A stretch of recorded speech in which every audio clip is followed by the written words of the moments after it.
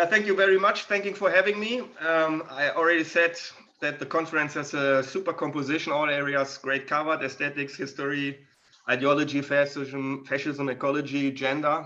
Maybe not as planned gender, but yeah, and I hope I can add to this list something about natural science, actually.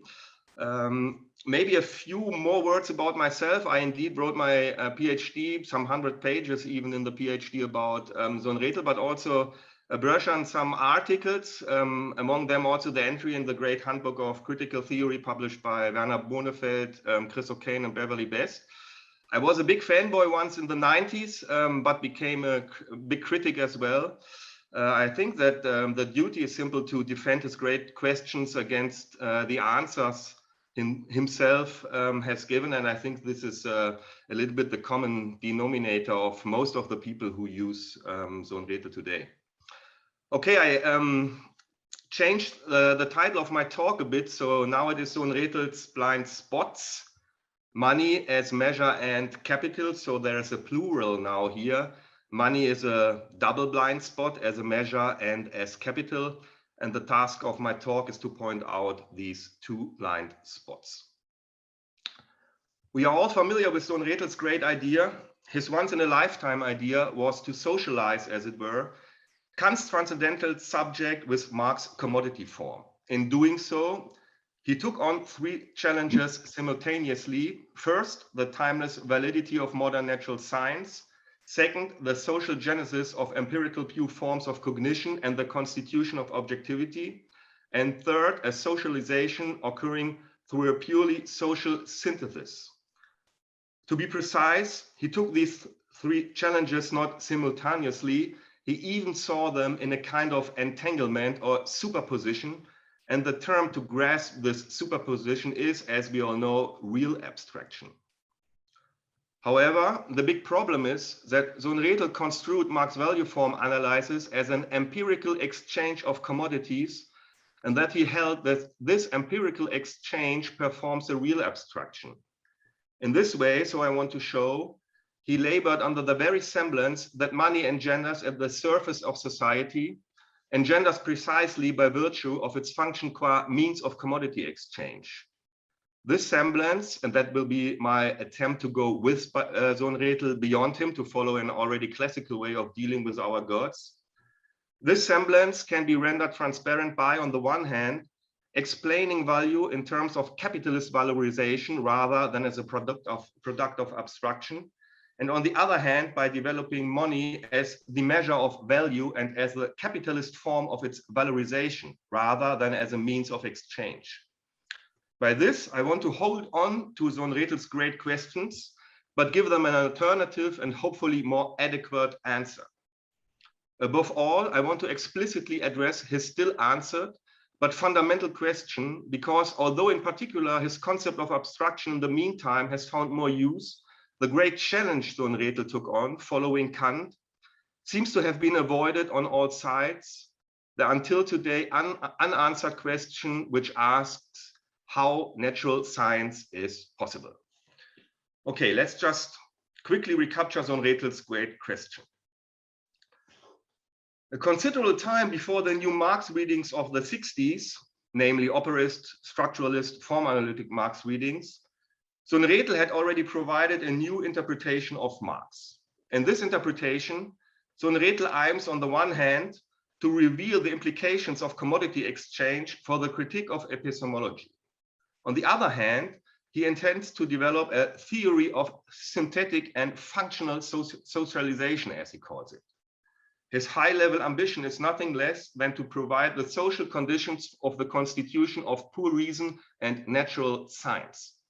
Pure is to be understood in the Kantian sense of the term, but the purity refers not only to Kant's concept of reason, but also to the pure character of our own social being. This claims to be a historical materialist reconstruction, and its task is to lead cognition towards a kind of self-critique of its ambition of timeless validity and supra-historical truths. Such claim be in contradiction with the social and historical genesis of the form of cognition themselves. According to Sohn-Rethel's reconstruction, real abstraction is functional for both, for the practical synthesis of society and for the scientific cognition of nature. Like in the constitution of nature, in natural science, the real abstraction, by disregarding all subjectivity and sensuousness, constitutes an identical space of validity in which objects must manifest themselves as desubjectified and desensitized, and they must appear according to the strict necessity and universality of a priori forms. Thereby, two objectivities are constituted. The real abstraction treats in the social action of exchange things in the same way that the exact natural science do, namely as objects that are posited as identical in time and space. So the actions of social exchange put in effect the same logic and appropriation and the same pure physicality, as Sohn-Rethel calls it, which is in power in natural science intuition, which also treats objects as identical in time and space. Also, the exact determination of identical objects in society, their determination through their relation as mere value magnitudes, corresponds to the relation of natural science to its object, given that science likewise quantifies qualities and determined properties of natural objects through value relations.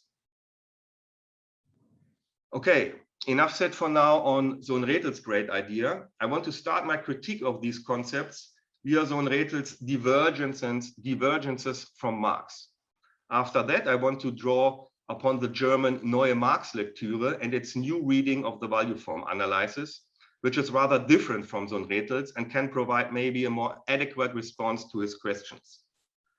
However, also this reading still stuck, just like Sohn-Rethel, in the fixation on the logic of exchange, so that I will also turn away from that new Marx reading, or rather I will draw a consequence coming out of this reading itself, in my view. So I start with Sohn-Rethel's departures from traditional Marxism and from Marx himself. This regards, first of all, his fixation on exchange and the primacy he accords to the logic of appropriation over the logic of production. Sohn-Rethel diverges here from the whole Marxist tradition. This divergence concerns two dimensions, the historical dimension of the commodity form and the value form, but also, and even more importantly, their logical dimension. Let's first look at the historical dimension. Whereas Marx bases his critique of the commodity form on the form of capitalist commodity production and commences his critique with original accumulation, for Sohn-Rethel, simple commodity exchange is necessary far earlier, namely from the fall onwards. The fall means the first relation of exploitation. A functional socialization, as he calls it, is already initiated with the first forms of commodity exchange, and he holds that these forms originated with the, I quote, original schism within naturally evolved communities through the relation of exploitation, end of quote. However, he points out that it is only in the capitalist phase of commodity production that the logic of appropriation arcs over first to natural science and then impinges upon labor and production, affecting a productive application of natural science in commodity production. I think we all agree on these historical differences, which other speakers have pointed out as well. Decisive, however, is the logical dimension. Here, Sohn-Rethel explicitly executes a turn away from the substantialism and essentialism in classical or traditional Marxism, which understood Marx's critique of value as a left-Ricardian objective labor theory of value. The critique of this understanding in the meantime is a defining feature of the various new readings of Marx, and therefore does not require more detailed consideration here, I think. But it is important to note that Sohn-Rethel's turn also implies a conscious departure from Marx himself. This departure particularly concerns the concept of abstract labor. Sohn-Rethel was not only aware of this divergence, he also claims to have found certain obscurities, as he calls it, in Marx himself, namely obscurities precisely in this relation between the substance of value and its form. According to Sohn-Rethel, Marx committed, and I quote, a non sequitur in the way he established a connection between the value form and abstract labor. Therefore, the implications that abstraction holds for the critique of epistemology necessarily remained obscure to him, end of quote. Furthermore, the labor theory of value presents itself in, I quote again, two guises, in the shape of a logic of essence and in that of a logic of function, end of quote. Sohn-Rethel now draws two conclusions which contradict each other. On the one hand, he develops the implications for the critique of epistemology explicitly from the logic of function and not from the logic of essence, namely from the commodity exchange and independently from labor. He grants exchange a logical priority in the sense of the Kantian pure form a priori and transcendental synthesis.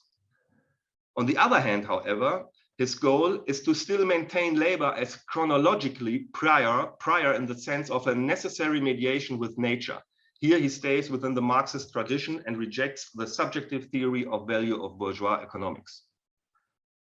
In order to reconcile these two objectivities, Sohn-Rethel executes a fatal schism laden with consequences. He separates the form of value from value's substance and magnitude. He even reverses the determination of the relation between substance and form, which is usually postulated by traditional Marxism. Qua a priori form determination, the value form sheerly imposes its logic upon production and upon its results, and it is through this imposition that labor first obtains its character as the abstract universal substance of value. According to Sohn-Rethel, this social synthesis is an a priori synthesis for the realization of labor, even though from a temporal perspective, this realization occurs post festum. Therefore, the form is logically constitutive only for the semblance of abstract labor as a substance of value. A labor which has been rendered abstract and the substance of value are accordingly merely a kind of imputation. They are generated by the de facto equalization of commodities in exchange and only have a reality in the representation of the subject. Thus, for Sohn-Rethel, the concept of abstract labor can have no further significance beyond this purely subjective representation, let alone a substantial one. He consequently dismisses it as a, I quote, fetish concept which owes its existence to the Hegelian legacy, end of quote. Okay, that is how Sohn-Rethel conceptualizes abstract labor, but the crucial point is not simply that abstract labor has a different status than in Marx. The crucial point is that this different status ensues from Sohn-Rethel's failure to grasp the inner connection between the substance and the form of value. This inner connection is a contradictory essence of their separating mediation or mediation by separation. And this strange contradictory essence is money. So the problem in Sohn-Rethel is that he misconceptualizes this essence of money. Of course, Sohn-Rethel draws a lot of attention to money. And the more he developed his materialist theory of knowledge, the more he put money in a central, or better, an a priori position. You see this when you compare the different editions of intellectual and manual labor. But the decisive problem still remained, namely the empirical grounding of money in a logic of exchange. Sure, Sohn-Rethel does not derive money qua representative of value logically and chronologically prior to labor, which is a usual procedure in the objective labor theory of value in traditional Marxism. Indeed, he explicitly distinguishes his theory from such derivations of both value and money from labor. But he does the opposite and equally one-sided move. Money is derived not from labor, but from commodity exchange. Money hence does not represent a value which is already contained quasi-analytically in the commodity through expended labor, but now money represents a value which is accorded synthetically to a commodity through abstraction from its use and its equation with another commodity. Value thus renders the exchange of things possible and posits them within an objective validity, This higher complex then arcs over into the forms of intuition and the categories of understanding, and this all merely only crystallizes, as he himself calls it, in money. Let us hear Sohn-Rethel himself, I quote, "The money abstraction can be more properly termed the exchange abstraction. Money remains a derivation, or more precisely, a thing-like autonomization of the commodity form, which according to its essence pertains to the reciprocal relation of appropriation, which characterizes exchange," end of quote. So to summarize, we have historical and we have logical divergences from Marx, and what regards this logical level, these divergences regard first the separation of substance and form of value, second the status of abstract labor, and third the status of money. However, these three logical divergences are themselves the consequence of an even more fundamental deviation.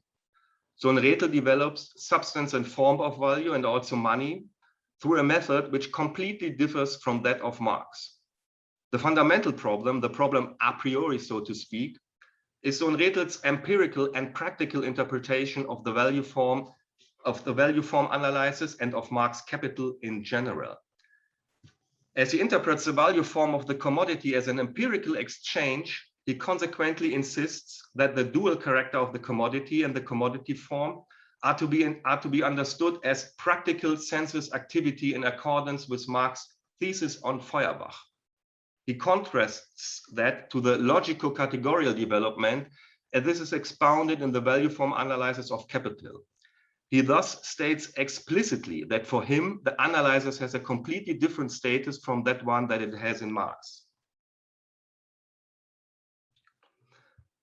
This derivation implies a problematic historical materialist grounding, a problematic understanding and use of historical materialism, I would say. To say it as bluntly as possible, in no society has there ever been anything like a direct exchange of goods or barter carried out by two individual owners from which commodity could originate, neither logically or historically. That is rather precisely the understanding of bourgeois economics. This myth, this Robinsonade with two Robinsons, was first deconstructed in the 1920s by ethnologists and anthropologists such as Marcel Mauss, Bernhard Laum, or Wilhelm Gerloff, and has been the subject of critique since then. This is important as Marx's analysis should be precisely read as a critique of this myth. Understood that way, this leads to the quandary that Sohn-Rethel transformed Marx's conceptual logical critique into the empirical practical foundations of a materialist theory. But what does it mean here, critique? Why and how do we have to read the value form analysis as a critique instead of a theory? To understand the status, it must be clarified not only contra Sohn-Rethel, who only stands as a representative of a widespread interpretation, that Marx does not analyze an exchange of commodities at all, be it in a pure systematic logically or in a historical logical sense. It is not an exchange which Marx analyzes, but rather an already quantitative relation.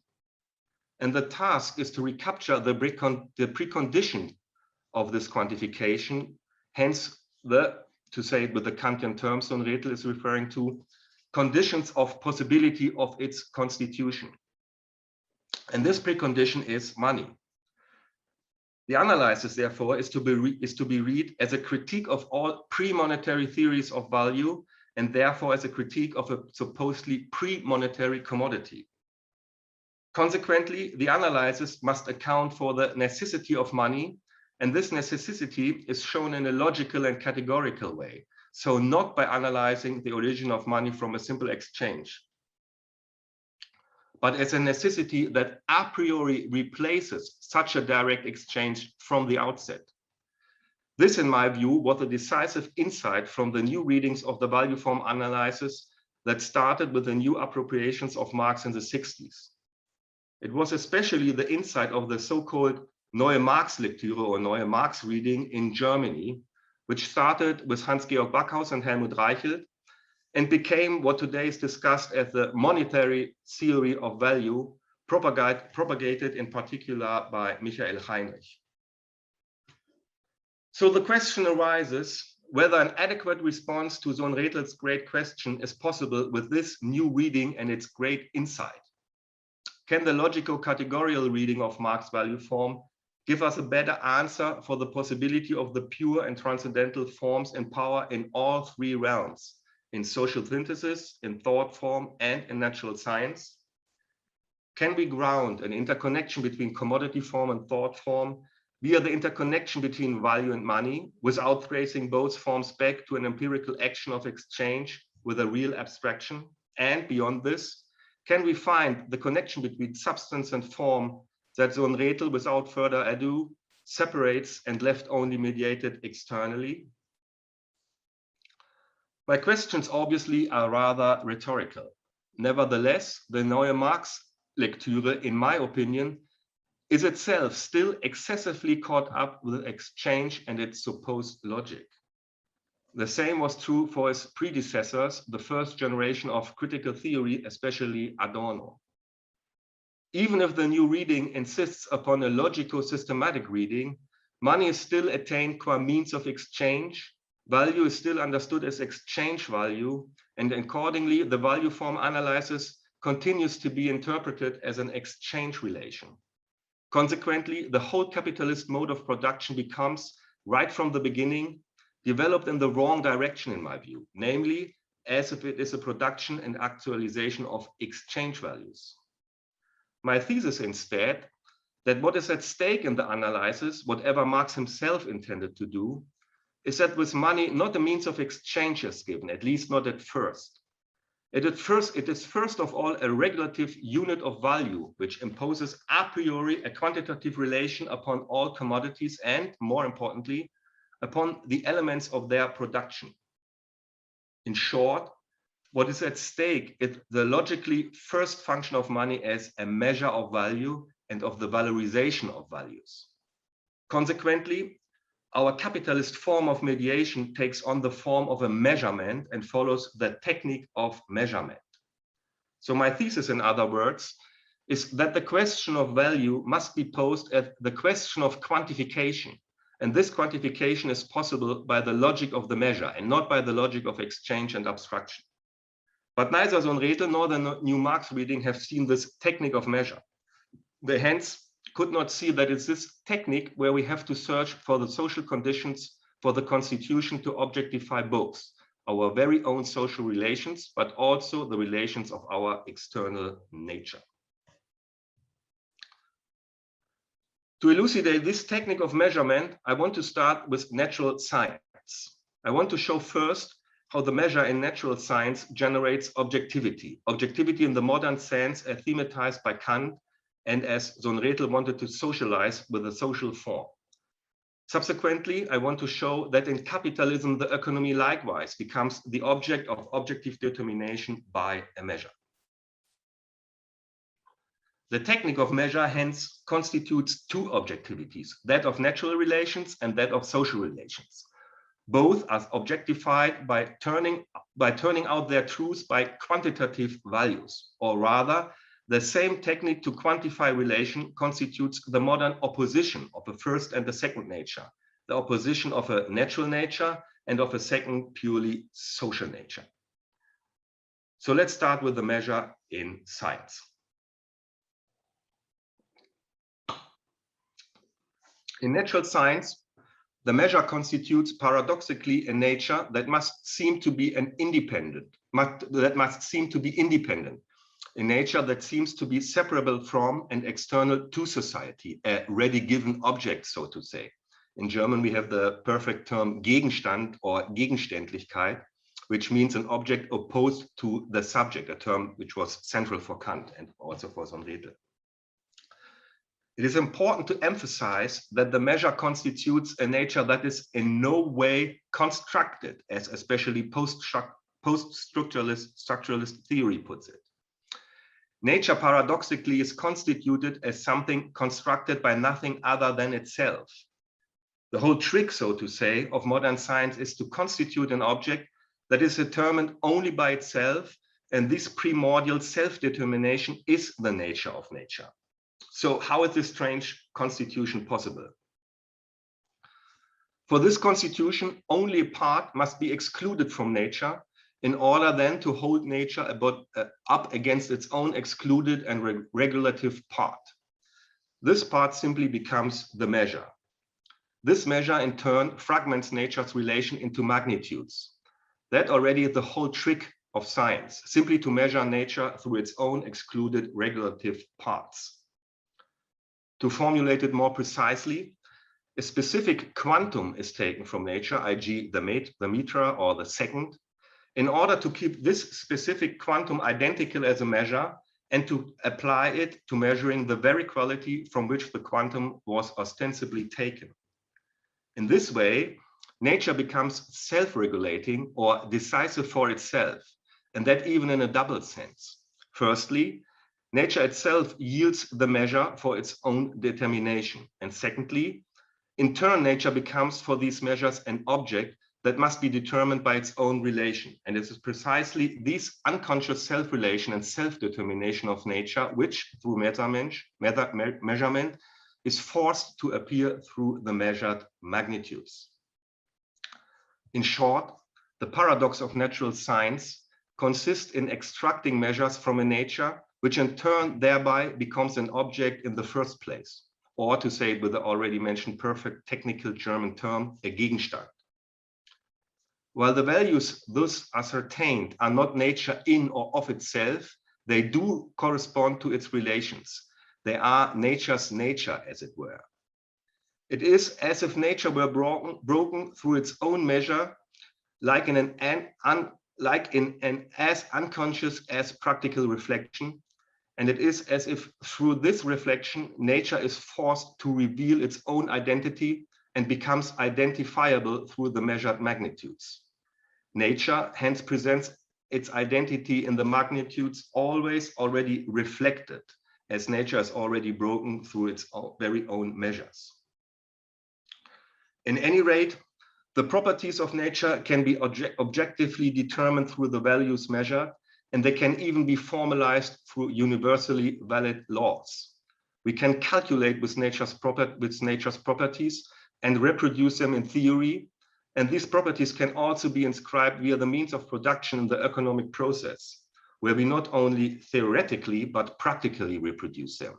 We see here already an entanglement between first and second nature, an entanglement between a quantified external nature, which becomes inscribed in an equally quantified social nature. And we have also a first hint that these quantified relations are not given by an abstraction and abstract forms, but by the technique of measurement.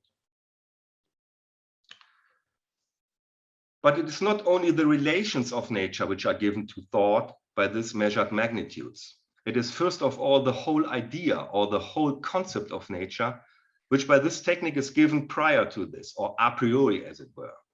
The entire modern world image of nature, the Weltbild, as Heidegger calls it, consists in letting nature be a being which, on the one hand, is determined by nothing other than itself, and which, on the other hand, can turn out its own being and its own identity through the technique of measurement. This is decisive for our modern world altogether, because the measure is also the means to separate the subject of knowledge and its object, and to constitute our modern subject-object relation, to separate and set them in a relation, but not by an abstraction, as Sohn-Rethel and the whole tradition of Frankfurt School have put it. The measure is a means to externalize, on the one hand, a nature whose objectivity, on the other hand, is given to a subject of knowledge, to a subject which is exposed to this objectivity. By this separation, nature comes to consciousness outside of itself, in its own other, in a subject which organizes measurements by measurement nature's self-reflection. Or better said, nature, by this self-reflection, comes in the subject of consciousness, comes in the subject to consciousness of its own unconscious self-relations. I know this might sound all a little bit complicated, but to understand this constitution right, I think we only have to be aware of the crucial point here. The crucial point is that natural science does not reflect nature as if it were given as an external object, but the measure does so. Natural science has to organize through measurement nature's self-reflection, especially in the experiment. it must ensure that nature is structured by its own measures and turns its self-relation, like in an unconscious and objective self-reflection, into quantitative relations. Consequently, in the measured magnitudes, the being of nature or the nature of nature or simply nature's identity is always already given in a reflected way. Science can thus identify nature by the magnitudes already in an nature can thus identify nature by the magnitudes already in a way as if nature has self-reflected its self-relations. Okay, with this constitution of nature, we can identify a first difference from Sohn-Rethel's idea already at the level of the constitution of the object, of Gegenstandskonstitution, as Kant puts it. According to Sohn-Rethel, the real abstraction generates the very abstract form which he holds to be constitutive of an abstract conception of the object, whether this object is nature or society. In my opinion, natural science achieves this constitution of objecthood and of objectivity merely by taking those measures from nature, by means of which nature in turn becomes its own object. This measurement has nothing to do with abstraction and nothing to do with counting or with an external quantification. It is about bringing being, be it the being of nature or be it the being of society, in the status of a self-reflection. This is how natural science constitutes its object and objectivity, and this will be how also social objectivity is constituted, the value objectivity or Wertgegenständlichkeit, as Marx terms it in his value form analysis. So let's see how the same technique constitutes our society as a second nature. I have already said that the value form analysis has to be read as the pure logical categorical genesis of money, just as the German New Marx reading does it. But the analysis does not show that money originates from an exchange and an abstraction. And here I propose a rather different reading. In my view, it rather shows that both money and value come into being by the exclusion of a measure. This exclusion is to be understood quite literally in a way which is analogous to the exclusion of a measure in natural science and analogous to the constitution of the objectivity of nature through quantification. What in my view is decisive is that to be analyzed in X commodity A equals Y commodity B is not, as it might seem, an exchange. To be analyzed is an already quantified relation, as it is quite obvious in the X and in the Y, which the commodities even present. A quantification already must have taken place, but at once is withdrawn and became the blind spot. Or more immediately expressed, quantification became the blind spot of a relation as such, a relation as a relation, and hence as a social being that is a pure and negative being. So to understand how this quantification is possible, we have to read Marx's value form analysis as an exclusion of a measure. What does this mean? We all know the analysis is complicated and object of a long and unfinished debate. But although it now might get a bit difficult, in the end, I only want to show how the analysis exposes a measure and how the analysis with the measure turns out the logic of quantification. Both is shown simply by the total expansion of the simple form of value and through the inversion of this total expansion. So let us see how this works.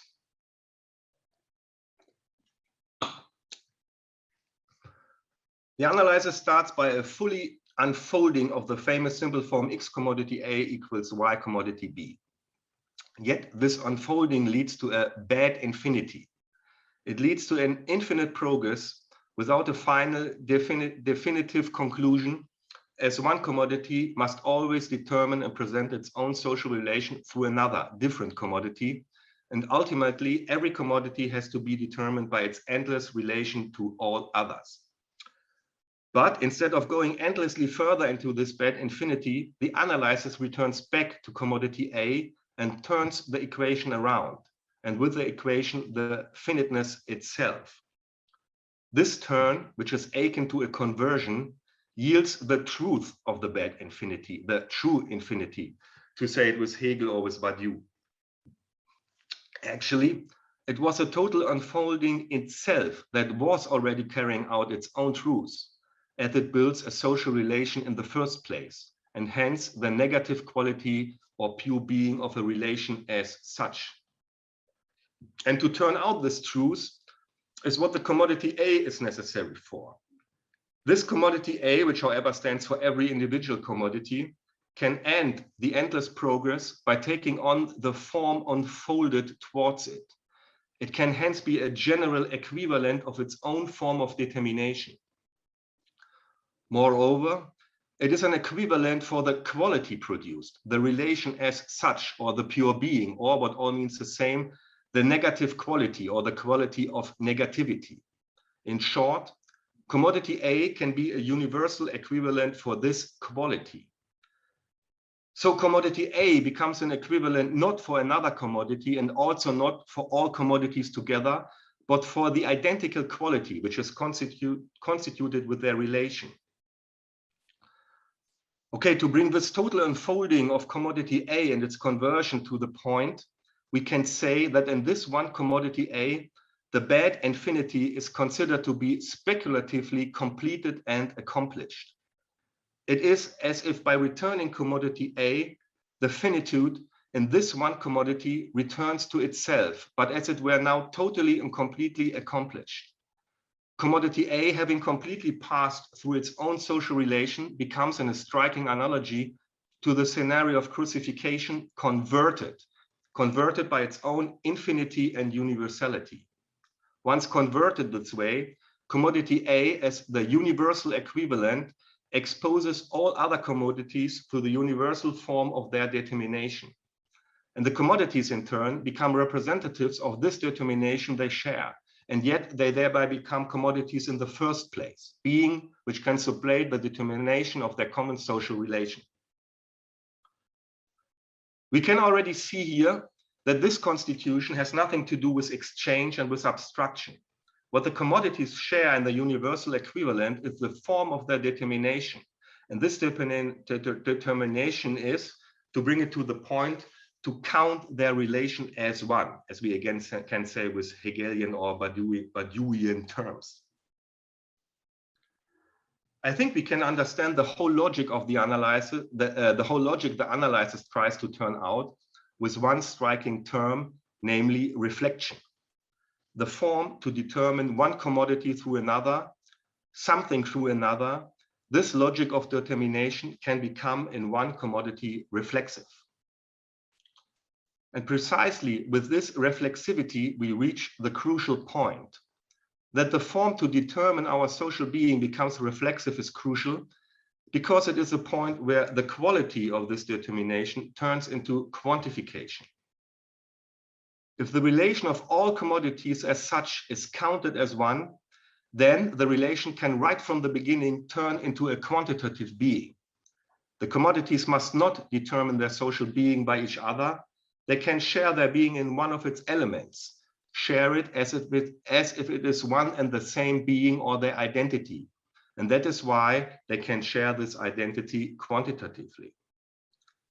So that is how finitude, through one of its elements, can become reflexive and determine its own finitude by purely as such, by counting itself as one and turning into quantitative being. Every commodity, every being can be in this position to count all other beings as one and turn them into quantity. Decisive is that for to be or to exist in this position, one being, one commodity, only must be excluded from all others. Money is what stands in this excluded position, and anything, any being can be in this position, as Marx emphasizes. However, to be in this decisive and even universal position, this position of sovereignty, we could say, one single commodity has to be permanently excluded from the rest, as Marx also emphasizes. It is only by this permanent exclusion by which both sides, money and commodities, in one stroke, take on a totally new status. The excluded commodity fixes an ideal unit of value, and by this fixing, the excluded commodity becomes the money commodity, while all the other commodities in turn become its object and are set in a quantitative relation as pure values, thereby becoming commodities in the first place. Okay, so much for the analysis. With this total unfolding, its conversion, and the permanent exclusion of one commodity, we have now both. We have a measure and we have the logic of quantification, which is given by this measure. In short, we have the genesis of money's pure and universal validity. To understand this genesis of money's validity, the Genesis of Geltung, as Sohn-Rethel puts it, it is decisive to also understand the whole status of the whole analysis. So we have to analyze the status of the analysis itself, so to say. I've already said that the value form analysis does not reconstruct a historical origin of money, but it also does not really concern a logical genesis, as in the Marxist discussion is usually assumed, notwithstanding all their differences. Analyzed is a genesis that never happened, but it must seem as if the genesis has become true by being always already overtaken by money and have been set in power by its validity. This pure and universal validity of money, instead of leading to its historical or logical origins, only leads to its non-derivability. Money is a common equivalent for a value form that never really took place in society and in history. This form is rather always already replaced by money's validity, which sets the whole society in a quantitative status. All commodities can enter into their social being by sharing it right from the beginning in money purely quantitatively, and therefore the genesis of money is this realization of its validity by quantifying. In other words, the genesis of both money and value has to fall in something like a practical execution. And for this practical execution, we now have to look at how the measure of value becomes the means to realize value and to practically quantify our relations. For this realization, we have to look at what follows after Marx has analyzed the value form, as these analyses has shown the exclusion of a measure only purely logically. Also, the social objectivity given by the measure still has a purely logical status. Yet the whole reflection money does in measurement is still an idealist statement, so to say. Therefore, the practical realization of both the ideal value unit and of the relation it quantifies still has to fall into what indeed seems to be an exchange process. But what seems to be an exchange, we now have to understand as a social form of measurement. What seems to be an exchange of commodities against money is the moment in which the commodities are held up against the ideal unit through money, the placeholder for this ideal unit on earth, so to say. This holding up is to be understood as literally as the excluding of the money commodity was previously. But while in the analysis, the exclusion of a money commodity and the fixing of an ideal unit has been logically, in the circulation, money is excluded in the practical manner, as it constantly enters in the circulation process as it falls out. By this, also the commodities are quantitatively realized in a practical manner, and hence also the fixation of the ideal value unit now becomes real by all the values actualized. By this realization, the ideal unit of value money stands for takes on a form, the form of commodity circulation, which money formalizes as commodity, money, commodity, CMC. So if you put both functions of money together, we see that they are an entanglement. An entanglement because the measure of value turns into the means of its realization. The measure becomes a means to set commodities in one and the same relation and to realize this relation quantitatively as values. By these two functions, objectivity is given to thought in an analogous way as a natural science, namely as a quantified being, a being always already reflected by a measurement. Nevertheless, that values are measured by money is only half the truth. The other half is that money realizes in the commodities values to which money itself has been converted. In other words, we still need to recapture in money and in value their capitalist determination. And that means to recapture in the values of the commodities, the valorization of labor and capital. And we have to recapture in money its capital form. To come to the second half of the truth, we must turn out the realized exchange values of the commodity to be a necessary semblance, a semblance in which Sohn-Rethel, after all, was trapped. It is a necessary semblance of the whole social mediation developed so far, the realization of the ideal unit, the realized exchange values, and money as a means.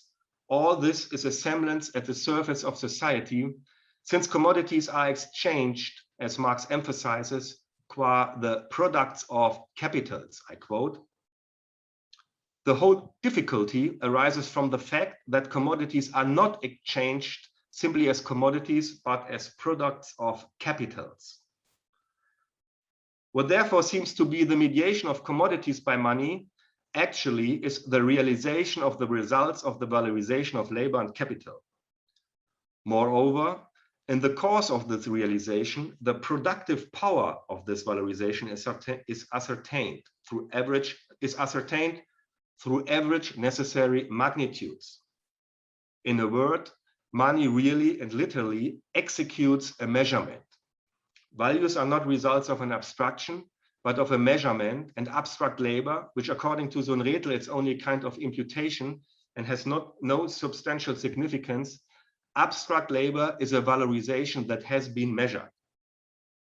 To formulate the measurement more precisely and separately for each element of the valorization, from the labor times which have been employed, an aggregate labor time is formed and simultaneously socially necessary labor time is ascertained.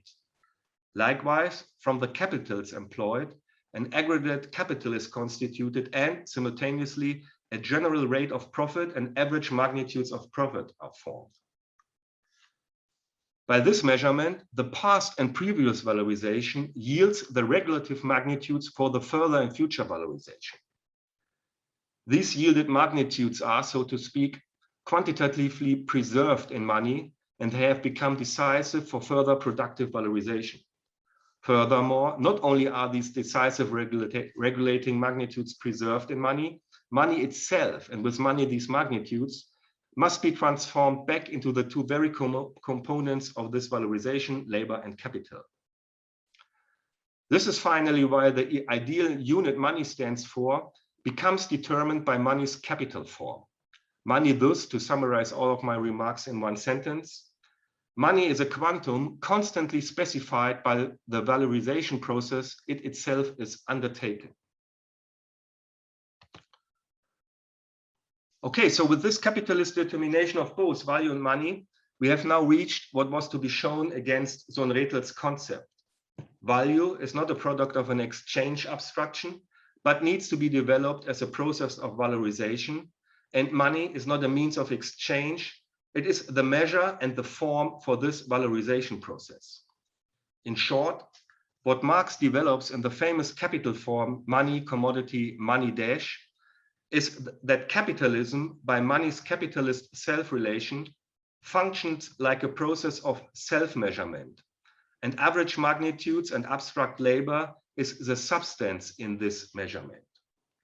This is why money in capitalism does something totally different than before, and also capitalist values are something totally different than IG in ancient Greece. Okay, so much for how we should, in my view, read the connection between money and value that Marx has developed.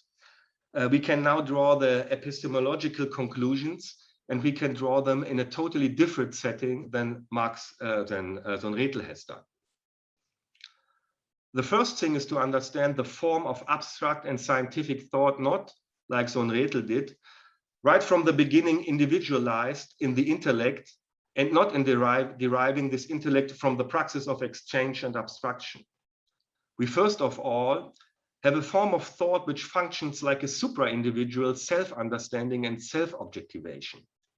This thought takes place by the automatic subjectivity of money and realizes for us, but behind our backs, our own social relations in an objective way. The thought functions like a kind of self-measurement and is undecidable both. It is a form of social unconsciousness, and it is a form of society's self-reflection, self-objectivation, and self-identification. To this kind of thought, Alberto Toscano was referring in his article on real abstraction, quoting Zizek's "a form of thought previous and external to the thought."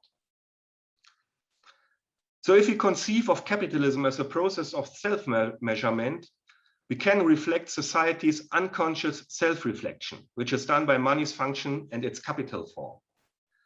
Money in this self-reflection does both. It brings social relations to appearance in realized values, but at once it makes these relations disappear. This leads to the paradox that our social relations, by quantifying them, become real in the first place and are mediated, but at once are naturalized and become a second nature analogous to first nature. A second nature, which is also society's unconsciousness, but an unconsciousness in the form of thought. The second consequence concerns the transcendental subject. The Kantian transcendental subject would have to be socialized through the function of money qua measure and form of measurement, rather than through commodity exchange. With this, we on the one hand, in fact, would have a kind of transcendental subject. Money realizes an ideal unit and with it a social unity, which is as ideal as it is transcendental. To this extent, this logic functions as a transcendental subject with whose materialist socialization Sohn-Rethel was concerned. Yet, on the other hand, this logic corresponds less to Kant's transcendental subject and his critique of pure reason than to Hegel's critique of both, of Kant's transcendental subject and of Kant's concept of reason. The consequence, therefore, would be that we have to switch to Hegel's dialectical logic. This switch also means to change to the speculative identity between being and thought and object and subject. So instead of socializing Kant's transcendental subjectivity with money and measurement, we had to do this socialization with a speculative identity which Hegel established. In my PhD, I did this at length, but here I only can sketch out what this would look like. I think there's in particular a striking analogy between measurement in the first part of Hegel's science of logic, the logic of being. Here Hegel develops the self-determining and self-regulative character of being in the three steps. And these three steps are analog to the self-determination of social being that the value form analysis presents. The three steps are the quality of becoming, its inversion into quantity, and the unification in the quality of quantitative relations. To think from this logic is to generate those necessities of thought which ground the concept of objectivity. If we look closer, we see that also here in Hegel's logic of being, we have a bad infinity in the self-determination of being. And also here, this bad infinity turns into quantity and becomes reflexive, bringing the quality of quantitative relations. According to Hegel's logic, being, by turning its relation into quantity, reflects itself in a manner which is as unconscious as it is immediate. And I think this is analogous to how money measures and quantifies our social being, like in a constitutive and practical reflection. But maybe we can even go a step further. Maybe we can bring after Hegel's logic of objectivity also the subjectivity into an analogy. It might be that Hegel's logic of the concept, and more generally what he develops as spirit, can also be posited in a relation with capitalist money. You all know that some scholars have already attempted this, but as far as I know, never by bringing capital and spirit together, we are the technique of measure and the process of self-measurement.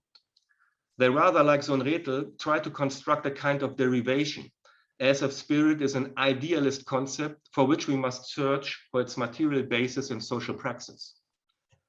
In my view, the analogy consists in that money on the one hand, as I just said, constitutes social being in the same objective way as Hegel's logic of concept constitutes objectivity, namely by the quality of quantitative relations. But on the other hand, money, for its capitalist self-relation, has itself to be converted into these relations, becoming the supra-individual subject to produce this social objectivity. It therefore would have to be shown that money constitutes, as a measure of value and as a means of its realization, an objectivity which is produced and overarched by money's self-relation as capital. Money by this, not in an immediate, but in a speculative way, is identical with society's assets. Just like in Hegel's logic of subjectivity, the concept is not immediately identical with objectivity, but corresponds to it in a speculative way, knowing itself in its own other. Of course, I could sketch out here only the idea of that kind of analogy, but I think it's enough to show that if Marx indeed develops a unity of critique of society and epistemology, which Sohn-Rethel calls for, then this unity is not to be found in the commodity exchange and not in the individual commodity owner. It is to be found in the self-relation of money's capital form, which function as a blind, pan-social subject of cognition. It is from this supra-individual movement that the individual understanding must proceed in order to reconstruct its own object of thinking and the necessities to think its essence.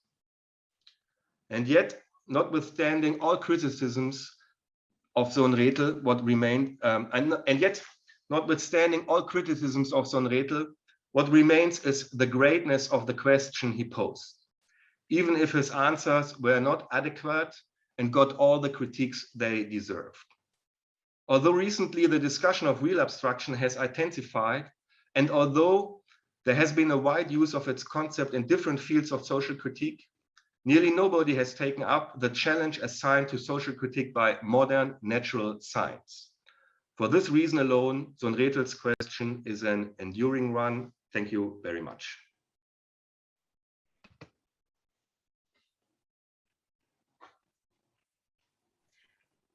Okay, thanks very much, Frank. Do you want a couple of minutes?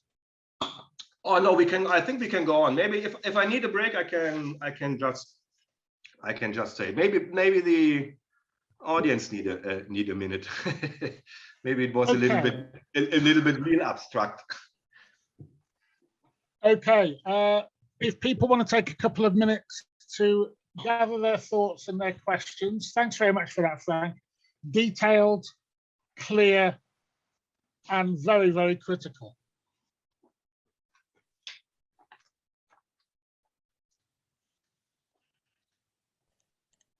You're also welcome to ask something in general about Sohn-Rethel. It must not be related to my paper or my speech. Okay. I hope I'm quite familiar. I guess I have read anything. Okay. While we're waiting for the flood of intelligent, sophisticated questions, I'm going to ask a tangential and simple one. And that is, you made reference to several versions of intellectual manual labor. Yeah. What, to your mind, I mean, how many were there that were constituted as versions? And what were the main distinctions between them? So there's a first German version in the beginning of the 70s. 2 years later appeared a second edition, which was already quite different because he introduced a whole chapter from his thoughts about money.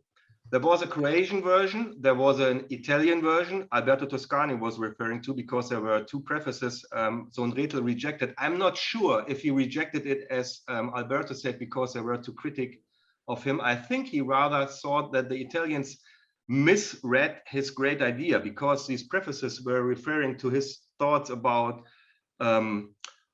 worker situation, Taylorism, Fordism, and have no idea or no clue to his all his intellectual and epistemological dimension. Then there was the English version in 78, and there was again a new version in Germany in the late 80s. And interesting is that in these versions, there were appendixes where he explained his differences from Marx.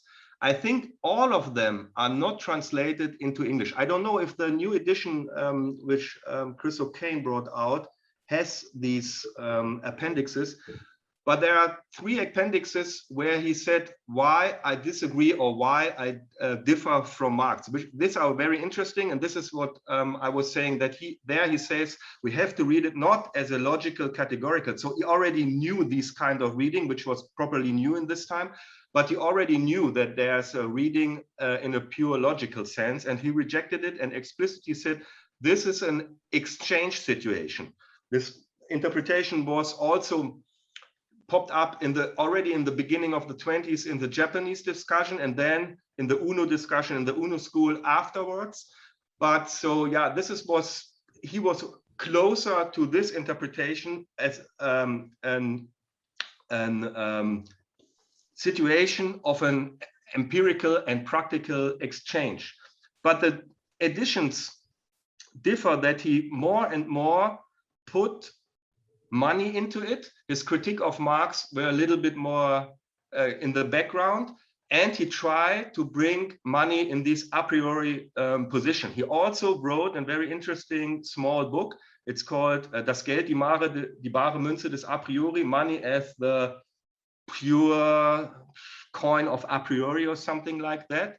And here you saw this as a kind of self-correction. And I think if he would have had the time, or if he had lived longer, maybe he would rethought the whole situation and brought it more in accordance to what this new Marx reading says. So that first is money and then commodity exchange is possible, not the other way around, neither logically nor historically. Okay, thank you for that. Katerina. Thanks, Paul. I'm here after all, although I wasn't supposed to be. I was supposed to be in holidays. And thanks for the original invitation I couldn't accept, but it's a good thing that I could hear Frank speak today and some other familiar names. So I have a question while listening to you. Frank, you kind of put me in a certain dilemma as to how to understand your talk and your PhD, which I'm currently struggling to finish reading it in German. My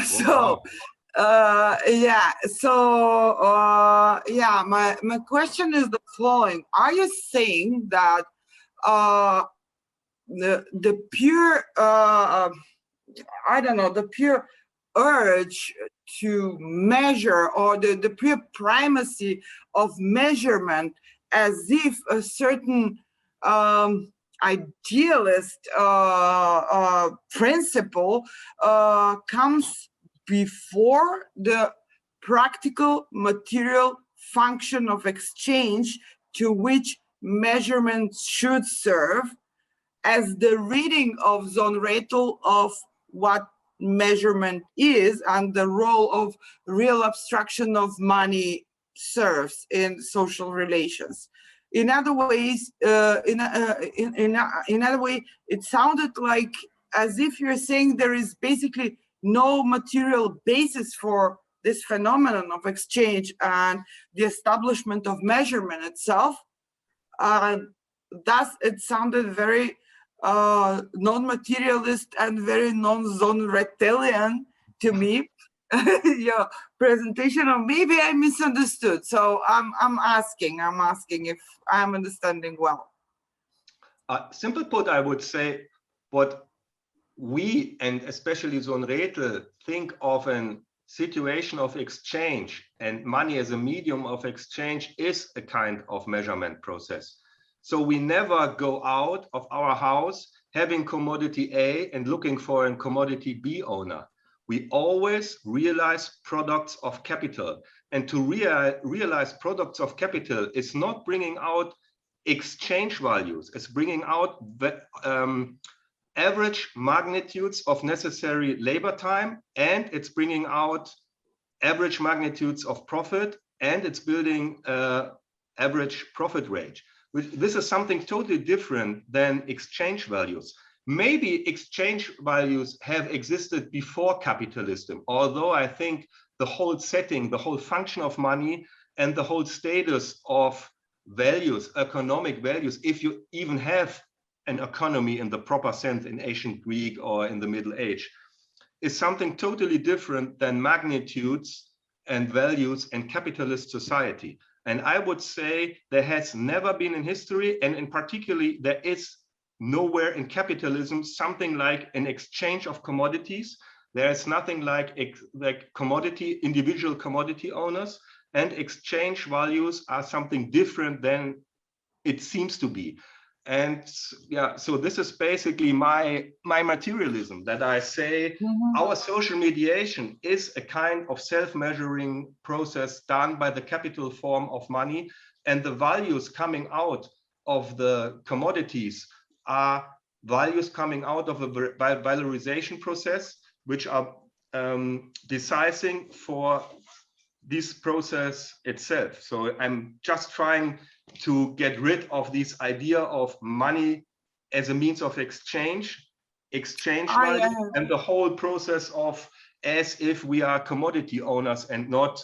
And I think you are have the same idea that, so in principle, capitalism is about going to work, selling our labor time, going into a valorization process, buying the products we in this process are producing. And this is something totally different than a society organized around the logic of exchange. And I think not only Sohn-Rethel, the whole critical theory totally stuck in this idea that our social mediation has something to do with exchange. Money is a medium of exchange, and values as exchange values. Yeah, now I understand what you're talking about. Okay, yes, it makes sense now. So your point is that basically in capitalism, the exchange of pure value form or value for value trumps the material exchange itself to which it's supposed to serve. So it's kind of, you know, use value is engulfed by surplus value and transformed into pure value, something like that.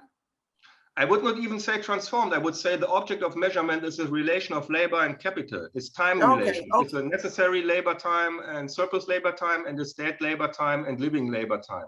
So these are the relations which are the object of measurement. Neither interest or subjective decisions are measured, nor use values are measured, nor material something is measured, but these time relations are the object of measurement. And the form of measurement is what seems to be an exchange, but in the end is realizing results of the capital process. And I think it's not even my idea. It would be cool if it was totally my own idea. I think it's right there in Marx. But Marx itself is still stuck in these so classical economists and using, sometimes he speaks of value, sometimes he speaks of exchange value. So he itself is so shivering, he himself is ambivalent. This is why we have all these discussions, because it's an open text, so a classical text open for actualization. And I think so, yeah, this is my... Absolutely, it's clear, and I understand what you mean, and I agree with what you said. You're right, it's right there in Marx. It's just that during the presentation it sounded a little bit different, so that's why I asked. Yeah, and also my English is so far from perfect. For me it's hard to read in English. Yeah, I'm gonna bring Conrad in. Okay, thank you, Paul, and thank you, Katarina, for making it out today. We really appreciate that, and Katarina has been so supportive of all our projects with Real Abstraction. Actually, for those interested, in February, I'll also be doing a seminar at the New Center for Research and Practice, where she's on the board of directors, that will deal with Real Abstraction. It's called The Meaning of the Subject, specifically about the kind of subjectivity. So I don't want to plug my own stuff too much, but I'll proceed to the question for Frank. So Frank, I'm not going to recite, my own position too much to begin. I think I've said already that to some extent, I disagree with this sort of new reading of Marx, because I think that their refrain is that there's a disunity of substance and form, right? It's characteristic of Sohn-Rethel in the separation of circulation and production. But for me, if we're looking at it dialectically, the dialectics is as much about, the unity of substance and form as it is about their disunity, right? So if we're looking in a classical context, for example, it seems to me that, labor in a sense is exploited in various ways, right? As surplus product, as surplus labor. But this isn't apparent, right? Because the process of production isn't systematically altered, right, to bring these things into the market as values, right? So, from the standpoint of the present, we can look back and see the apparency of labor in many respects, right? But it isn't manifest consciously, right, in that way. But I want to ask a question. I really, really liked your presentation a lot. I think you are really getting at something in terms of, the need for a sort of formative conception of measure, right? Before we even talk about exchange or anything like this. But I want to talk about and ask you about a way in which it potentially connects with Sohn-Rethel. So here in this presentation, you've talked a lot about the a priori of money for Sohn-Rethel, and undoubtedly money plays a very significant role in Sohn-Rethel's account. But I'm thinking here a little bit about his comments about unilateral appropriation, right? When he talks about ancient Egypt, for example, right, prior to the emergence of a uniform currency. And he makes it very clear that I hesitate to use language like obstetric language, like a necessary step or something like that. But he makes it very clear that this is formative in certain respects to what subsequently transpires in Greece, right? If we look at rope measuring, right, for example, and how that might relate to the abstraction characteristic of Euclidean geometry. Now, I think what's really interesting about this idea of unilateral appropriation, according to which, it's based on tributary extraction, essentially, right, of surplus product, right? You give something to the tax collector for the pharaoh, right? It doesn't enter into the market to be exchanged. But I think Sohn-Rethel's point there is just like what you're saying right now, that in a sense, we can see this as the antecedent to a fuller exchange, because there has to be a notion of quantity, right, which is occurring there. And, I think in Sohn-Rethel's account, maybe he emphasizes too much the unilateral appropriative character of ancient Egyptian society, and as well as emphasizes too much the private appropriative character of Greek society. That's to say, perhaps he differentiates them more sharply than he should, certainly tribute, very, very broadly important. But do you think that it would be possible potentially to, without rejecting too much Sohn-Rethel's work, to reread it in light of that, moment of measure that in fact presages the development of money? What do you think about that? Yeah, it's a very complicated question. I think first of all, there's a big problem, and I think Richard Seaford yesterday already mentioned it, to try to reconstruct a logical function or a logical totality. So like money works in capitalism, to find historical, so not to clearly separate a logical reconstruction or a logical development, which Marx, after all, mainly does in Capital, to conflate it with historical origins. And I think so this is the first problematic point, that Sohn-Rethel not only tries to find a historical origin for a logical function, but also going back to a point where money, in my view, definitely was something totally different than it is in capitalism. And the ancient coin does something totally different, even though it might have been in this time a means of exchange. It has done mediated and exchanged a totally different social relation than it does in capitalism. And also, if we can replace money as a means of exchange and say, okay, this was misleading, all these myths of money as a means of exchange is in the end bourgeois ideology, because this is exactly what bourgeois mainstream is saying, that money is a good means of exchange. It helps us to exchanging better. So if you say, okay, we can replace it and instead put the measure on the first place, I still don't think that we can do a historical reconstruction going back to the first situation of money printing in ancient Greece. The problem already arises, and I think also Richard has pointed out this yesterday, coinage of money is only one origin of money. It heavily depends on how do you logically think of money, where do you place, and how do you reconstruct it historically. Because if you say money starts with debt, or money starts with measure, or money starts with power, or money starts with exchange, you have different historical reconstructions. And for sure, money maybe money is older than in ancient Greece and the coinage. And there's a lot of people saying that money starts with inscribing and systems of inscription. So this is the first big problem I see.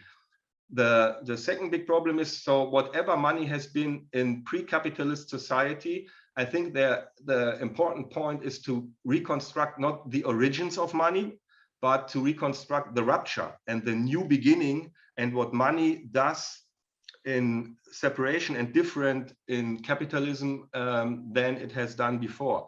And I think only in capitalism, money becomes something like a self-relation, and only in capitalism, money is measuring a process in which money itself has to get converted to. So even though if money in ancient Greece has been something like a measure, or can be even the measure function or the pure unity or the value unit money stands for, can explain the first appearance of philosophical concepts such as being, or the idea of an identical homological quality.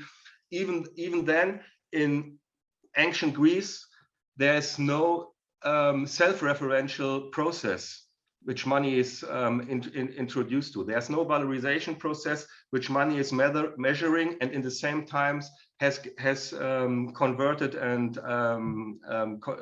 has been converted to.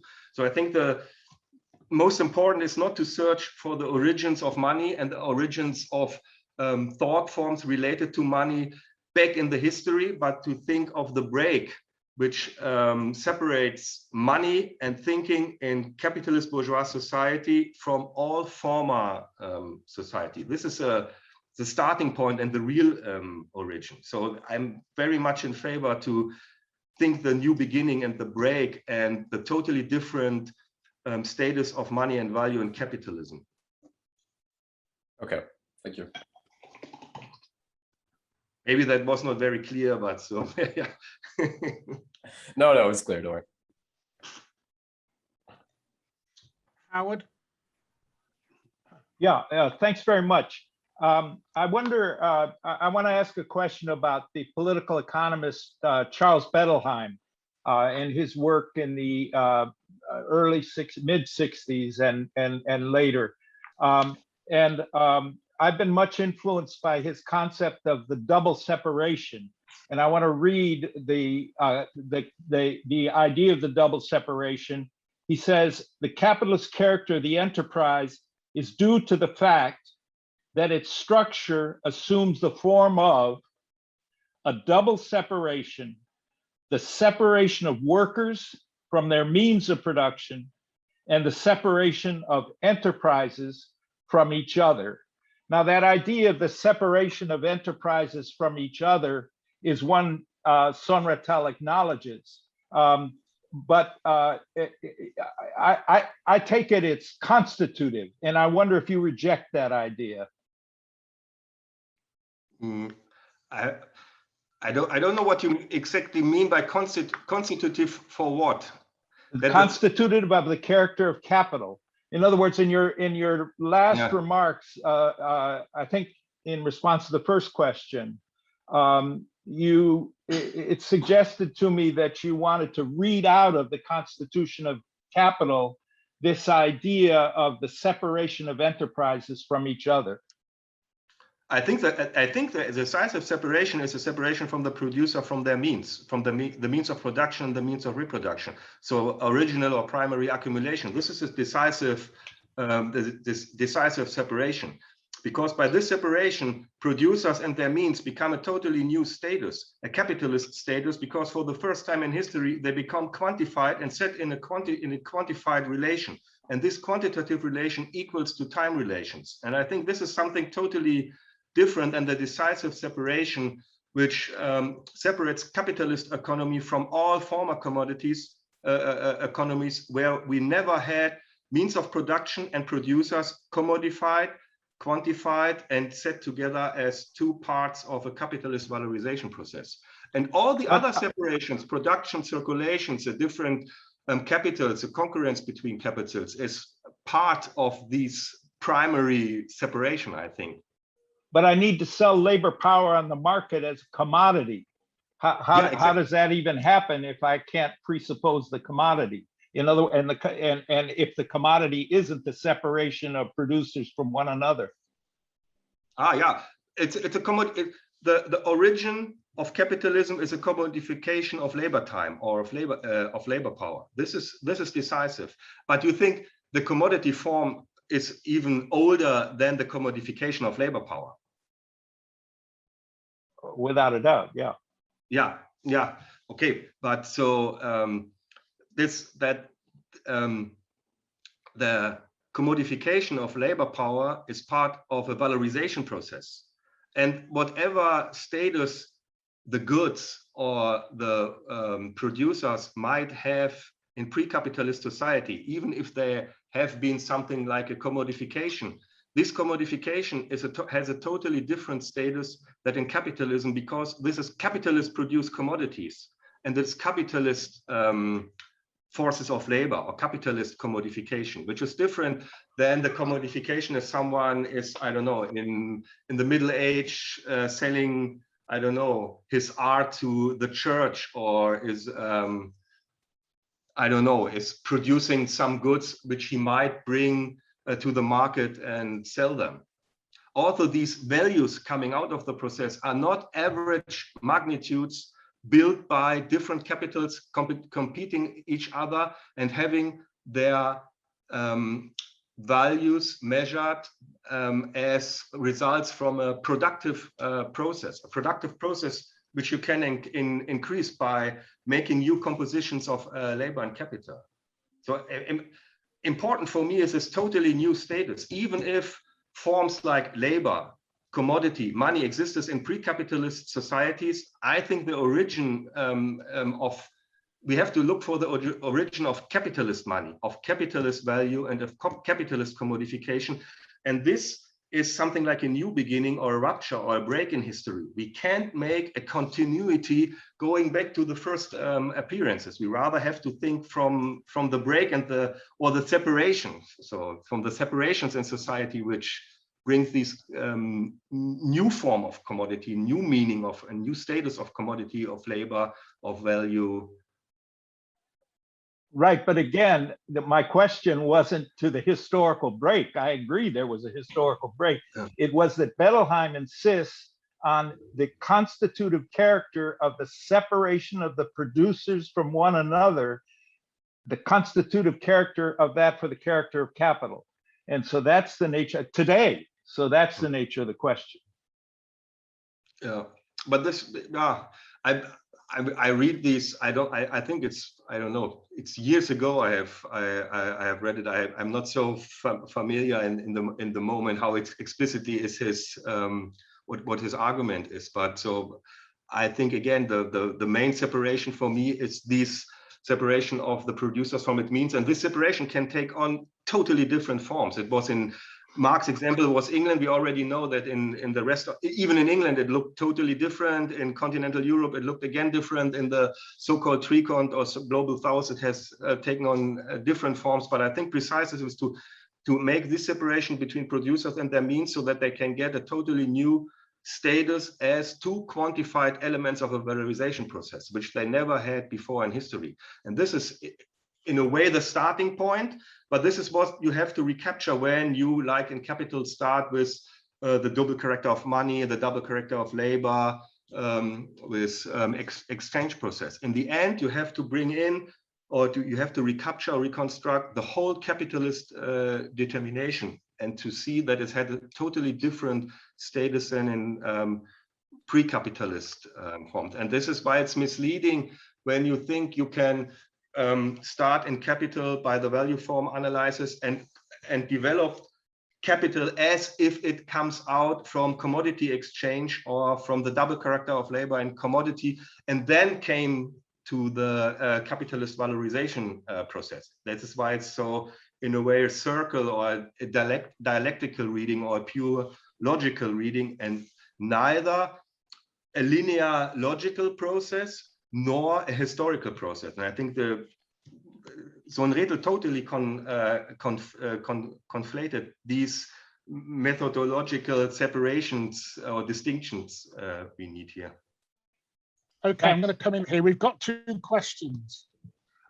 First, I'm going to take Roberto's, because it's first in order, then we'll take Richard's.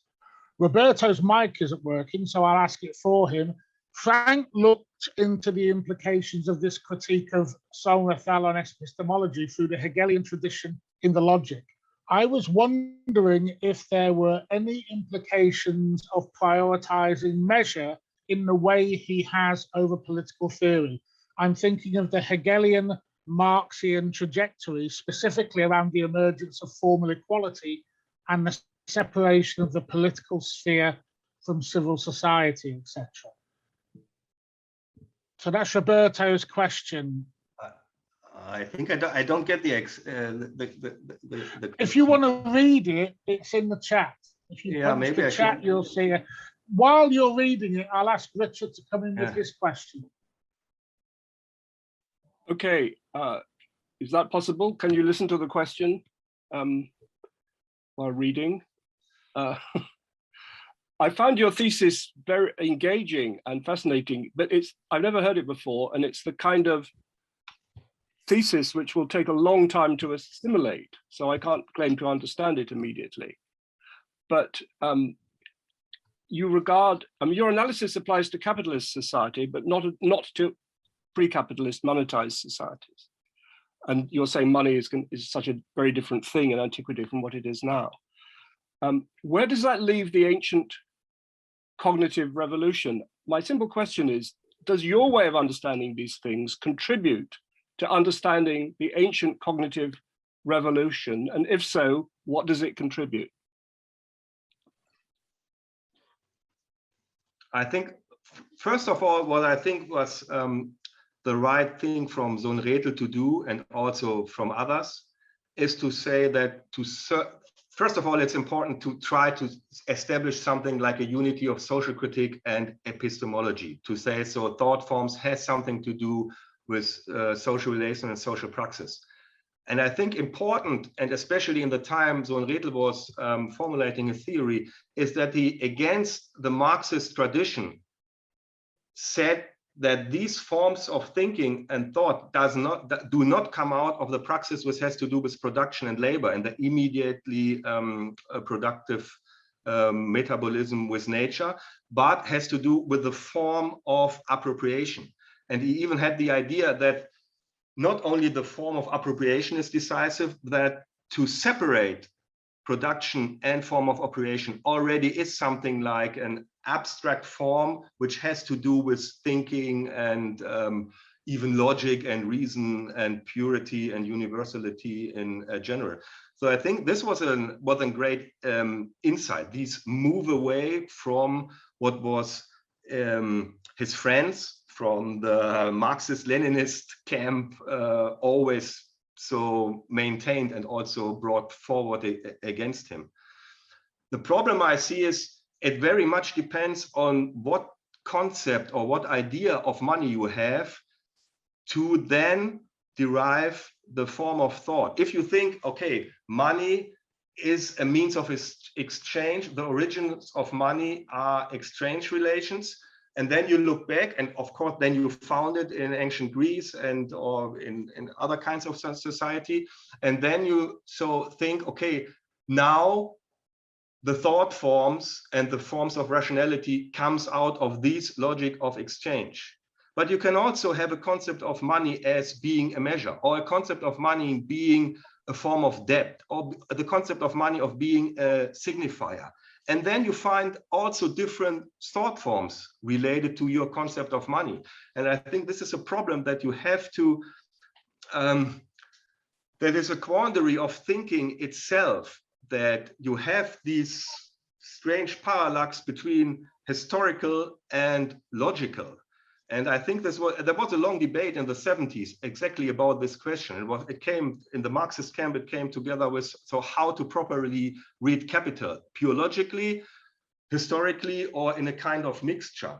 And I think so, this is a kind of self-critique of epistemology we should do, that the possibilities to reconstruct our thought forms in history very much depend on the logic, how we deal with money on a logical level. And there are a lot of traps, because so then every concept of money leads to different concepts of a historical reconstruction and of different unities between money form and thought form, simply speaking.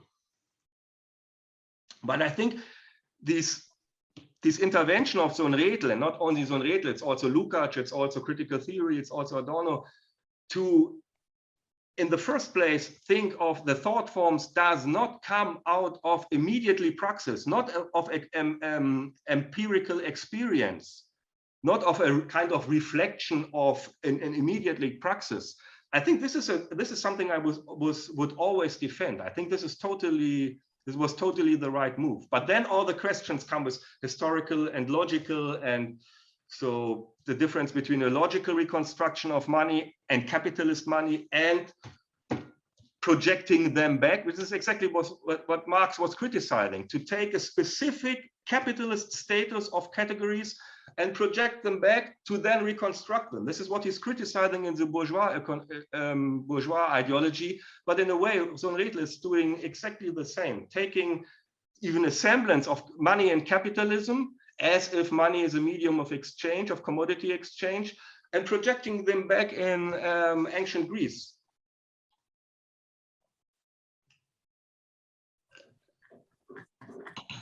But this is a rather methodological debate, or how to find an appropriate critique of origins of this unity of social forms and thought forms, if it's even possible to find original origins. I rather be reluctant and say, so first of all, we need to think from the break and the difference between capitalist thought forms and capitalist forms of money and previous forms. This is a better way than to try to find out some continuity. And so then you go back like Sohn-Rethel and don't find the specific new status in money, commodity, and value. And this is why he had so many problems with abstract labor, even with exploitation, which has not really even a proper systematical status in his theory. It was somehow external. Okay, last question, Jala.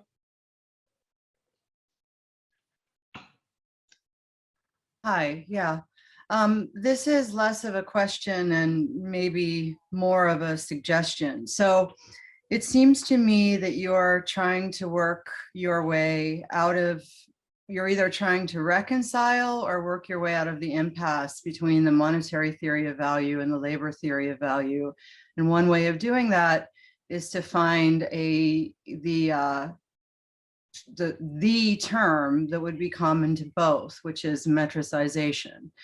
And your primary problem with Sohn-Rethel is the collapse of logic and historicity, because you're more interested in finding the rupture and the break rather than this kind of artificial telos. So I would suggest, this is just throwing out a suggestion, because metricization is your primary term, you might look at theories of the Renaissance that say that, you know, it has nothing to do with the rebirth of classical antiquity or this or that. It's this kind of overarching obsession with measurement as such that makes possible, for instance, the birth of the axiomatic nature of the grid, Or, you know, Michael Baxendale says that the Renaissance is all about how barrel gouging or new forms of metrics become a matrix for early modernity. And it's that obsession with measurement that renders possible everything from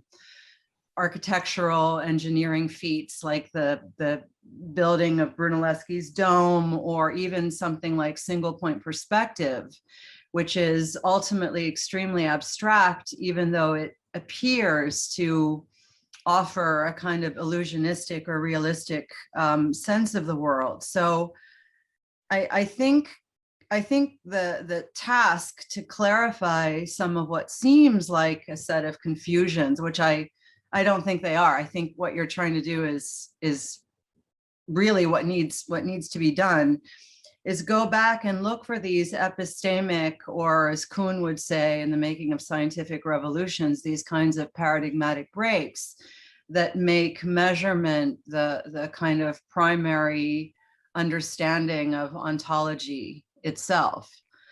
So that's just my 2 cents, or what the kinds of problems in contemporary Marxian theory that you seem to be trying to reconcile or get out of.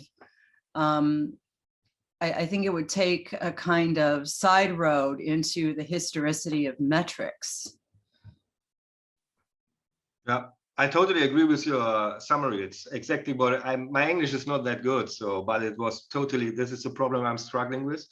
And Sohn-Rethel himself was very, in a way, he was obsessed with Renaissance and was looking, so why the Renaissance and what is new, but he only found what he already has found in ancient Greece. I think he has not seen it as a totally new way of thinking, of expressed to find in art the new way of capitalist mediation or modernity or whatever. So I have not taken a side way, I have taken the direct way. What is new in modernity is two objectivities or two totalitarities, and together with a separation, this is objectifying nature and objectifying our own social relations or society.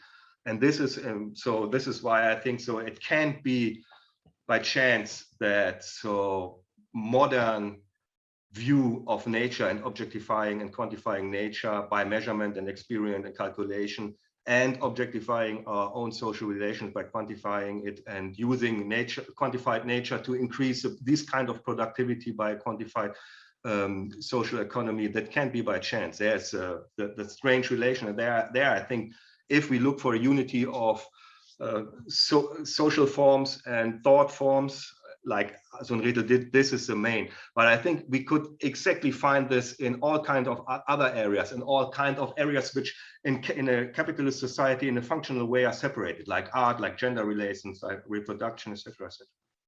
Yeah. Thank you for this great summary. It's a better last words than mine. Okay, thanks very much, Frank. That was an excellent session.